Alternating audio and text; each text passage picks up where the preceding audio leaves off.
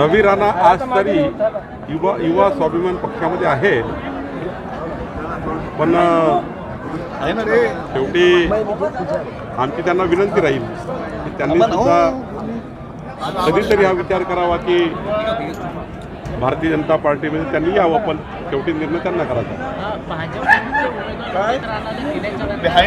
घटक पक्ष जे आहे ते नाराज आहे. जसे बच्चू कडूंनी स्वतः प्रहारचा उमेदवार दिला, नंतर राष्ट्रवादीचे संजय खोडके ते पण नाराज झाले. माझ्या बिना परवानगी तुम्ही बॅनरवर फोटो कसा छापला, म्हणजे अनेक घटक पक्ष नाराज आहेत. तर यांना कशी समजून घालणार? नवनीत राणाईच्या उमेदवारीला माननीय एकनाथजी, माननीय अजितदादा, घटक पक्षाच्या 11 सर्व महाराष्ट्राच्या नेतृत्वाने मान्यता दिली आहे.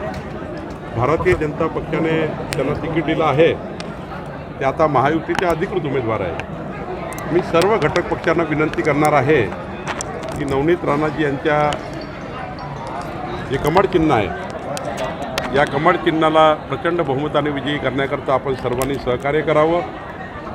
शेवटी महायुती ही मजबूतीची आहे.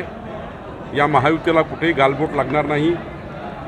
त्यामुळं मला अपेक्षा आहे की थोडी मोठी नाराजी असतात जेव्हा नवीन उमेदवार असतं.